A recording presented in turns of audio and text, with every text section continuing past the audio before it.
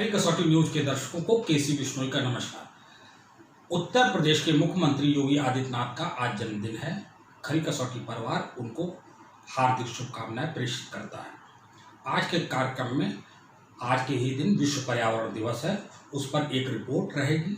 इसके अलावा 69,000 शिक्षकों की जो काउंसलिंग उत्तर प्रदेश सरकार कर रही थी, माननीय उच्च न्यायालय इलाहाबाद की खंडपीठ लखनऊ बेंच ने उस पर रोक लगा दी। इसके साथ ही हम आपको दिखाएंगे कि चंद्र ग्रहण के क्या फायदे हैं और कितने बजे होगा। लेकिन सबसे पहले हम विश्व पर्यावरण दिवस पर आपको रिपोर्ट दिखाएंगे।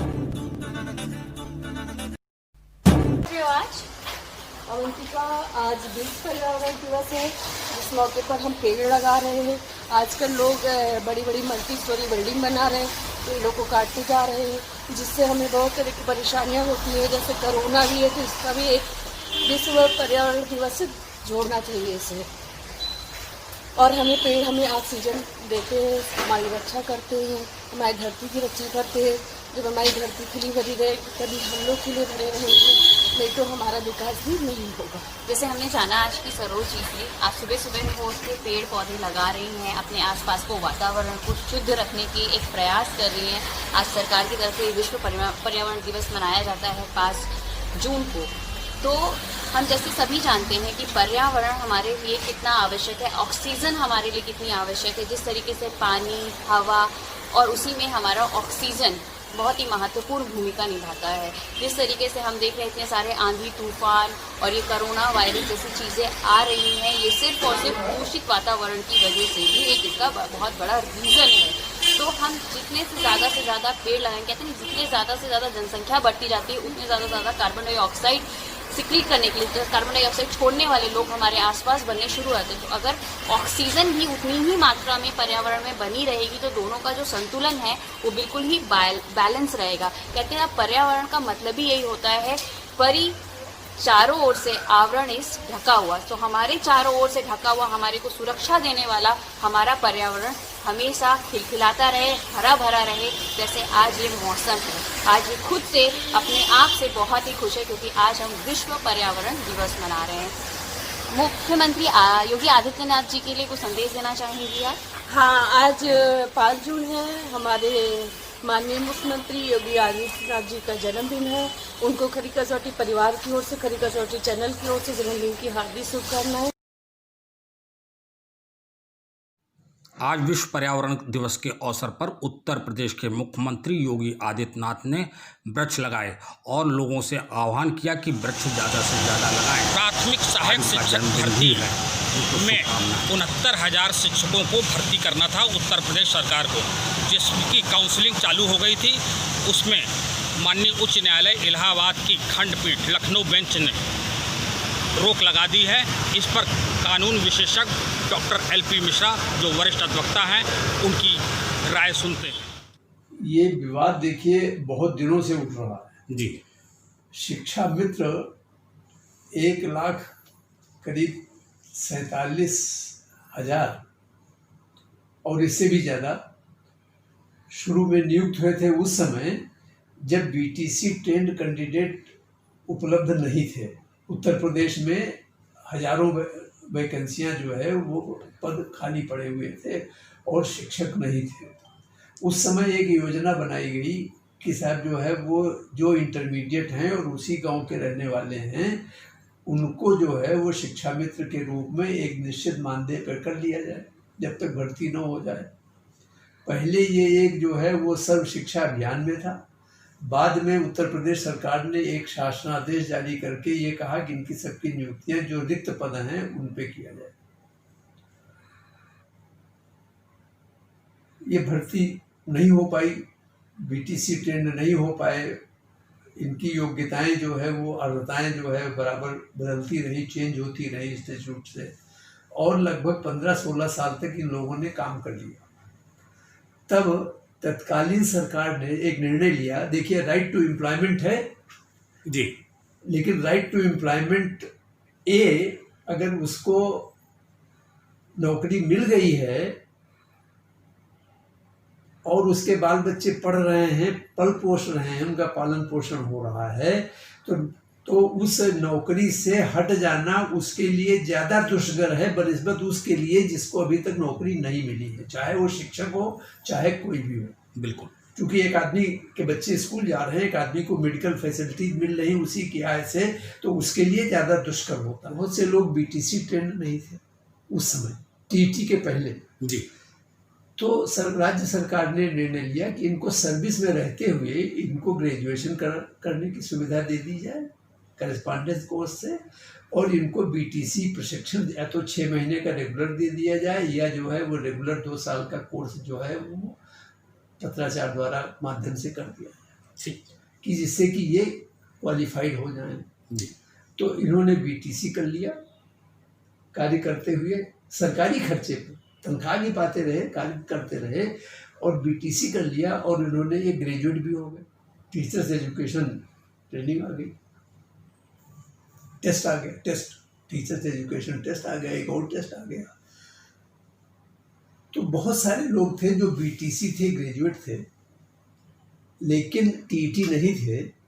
तो राज्य सरकार ने निर्णय लिया कि, और ये पत्राचार किया राष्ट्रीय नेशनल टीचर्स एजुकेशन काउंसिल को, NTCE को, कि साहब इनको टी से रिलैक्सेशन दे दिया जाए।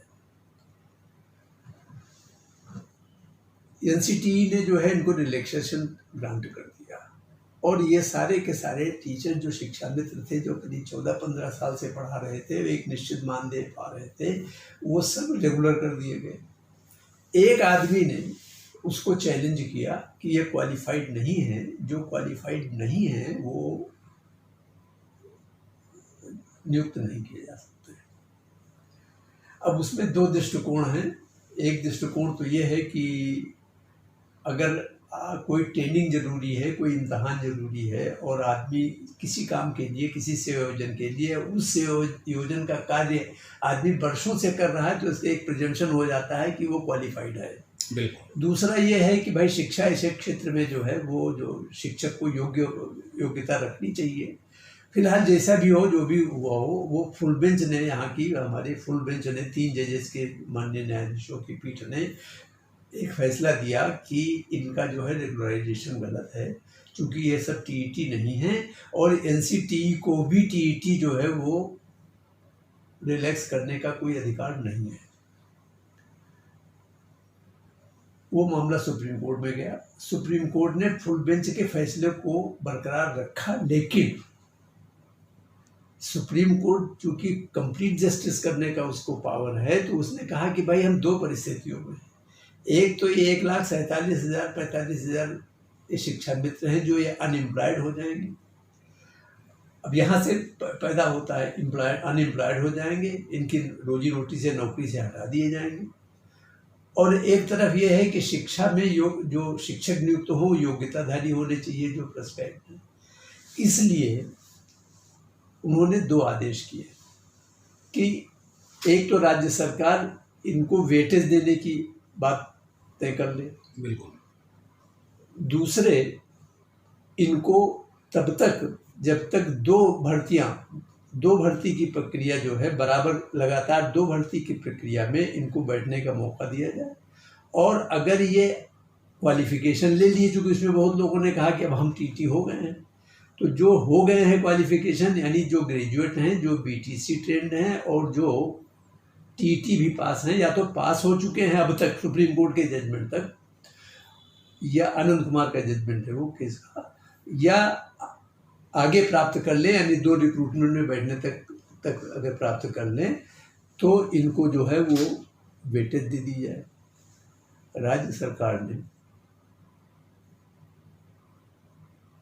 पूरा वेटेज 25 नंबर मैक्सिमम तक, 2.5 नंबर हर साल की सर्विस पर, शिक्षा मित्र के सर्विस पर प्रिस्क्राइब कर दिया कि इनको 25 नंबर का इनको वेटेज दिया जाए। अब पहला वर्ष जो हुआ, तो उसके पहले सुप्रीम कोर्ट के जजमेंट के बाद ये सहायक शिक्षक जो ये टीईटी जो है, असिस्टेंट टीचर, ये TRT रिक्रूटमेंट एग्जामिनेशन एक इन्होंने कर दिया, रूल बना करके जोड़ दिया। मेरी समझ से ये नहीं कर सकते, लेकिन उसको चैलेंज करने का नहीं था, क्योंकि ये लोग सब सेटिस्फाइड थे इस बात को लेकर के कि 45-40 होना चाहिए।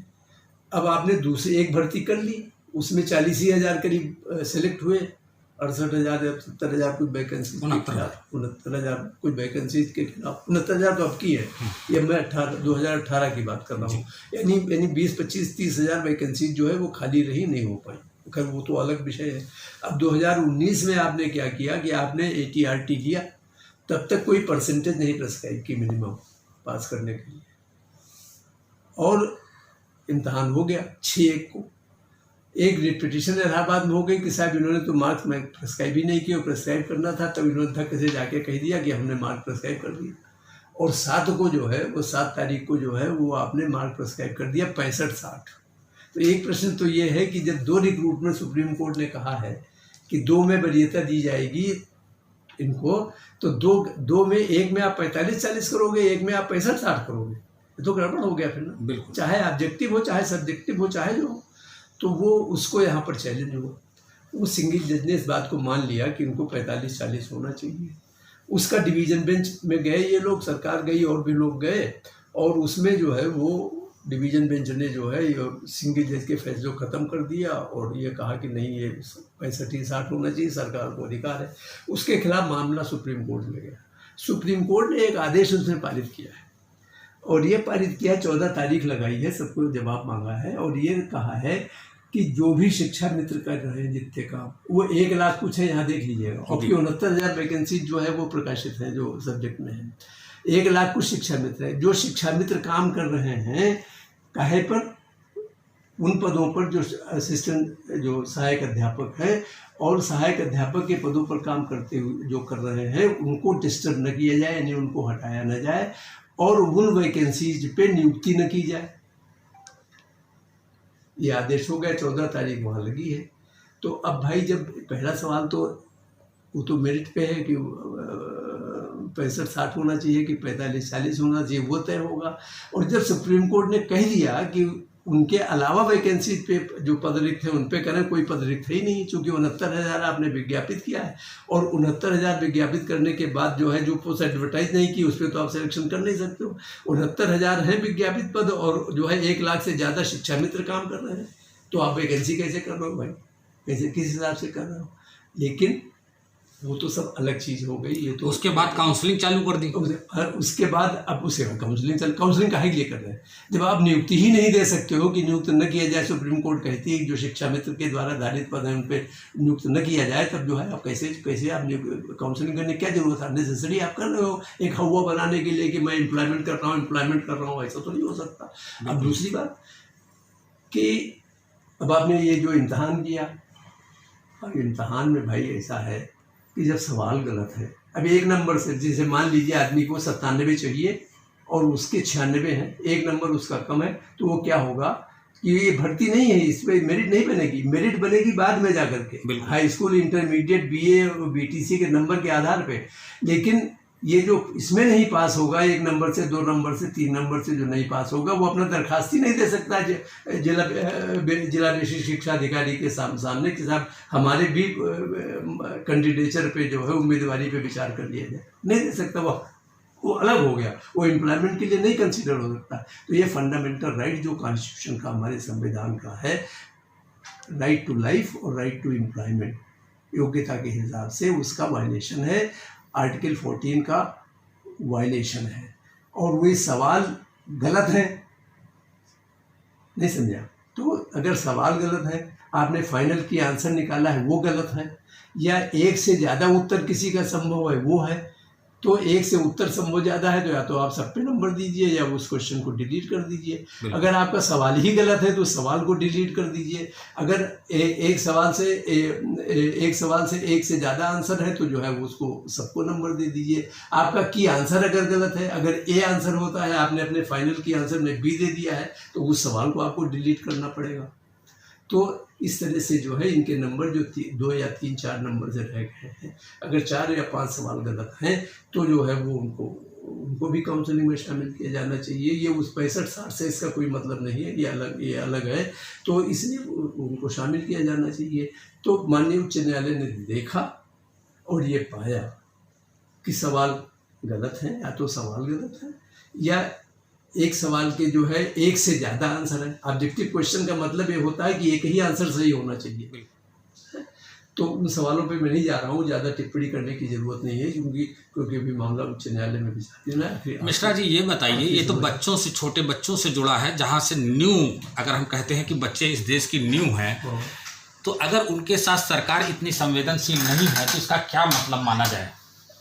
अब सरकार संवेदनशील नहीं है, सरकार को सही बात मेरे विचार से बताया नहीं जाता है।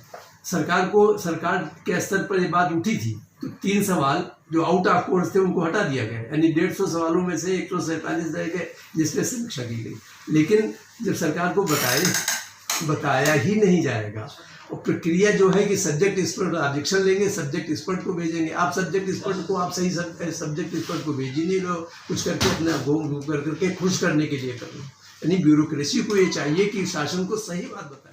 तिलक महाविद्यालय के प्रबंधक समीर बिश्नोई औरैया से हमारे साथ। 69,000 शिक्षक भर्ती हाई कोर्ट के आदेश पर स्थगित हो गई। वास्तव में ये छात्रों के साथ एक खिलवाड़ है, क्योंकि जो बच्चे सालों परीक्षा की तैयारी करके परीक्षा देते हैं और फिर उसमें उत्तीर्ण होते हैं, और उसके बाद इस तरह स्थगित हो जाना वास्तव में एक चिंताजनक विषय है। सरकार ने पूर्व में भी इस परीक्षा में कट ऑफ के नियम परीक्षा के दौरान बदले, जिससे कई छात्रों को निराशा हुई जो उस हिसाब से तैयारी कर रहे थे कि हम इस कोई कट ऑफ का नियम नहीं है, हमें इतने नंबर पे पास करना है। बाद में एक कट ऑफ दे दिया गया तो उसमें कई बच्चे ऐसे भी उत्तीर्ण होने से रह गए। किसी प्रकार वो परीक्षा का परिणाम आया तो हाई कोर्ट ने उस पर स्थगन दे दिया, क्योंकि अगर ये स्थगन पहले ही आ जाता, परिणाम के बाद स्थगन, आपने कमियां पहले निकाल लेते सफलता को लेकर, अब उनके ऊपर क्या असर पड़ेगा, क्या होगा, एक बार वो फिर से परीक्षा की तैयारी करने की स्थिति में होंगे या नहीं होंगे। तो सरकार को सारी चीजें पूर्ण तैयारी के साथ करनी चाहिए, जिससे इस तरह की बार बार की परीक्षाओं में अनियमितताएं की बात बार बार आ रही है, ये नहीं होनी चाहिए। इन बच्चों के भविष्य के साथ खिलवाड़ नहीं होना चाहिए, और इस बार जो भी निर्णय हो बहुत सोच विचार करके हो। अभी तो लगता है सरकार सुप्रीम कोर्ट जाने के तैयारी कर रही है। क्या होगा इन बच्चों का भविष्य, बहुत ही चिंताजनक बात है।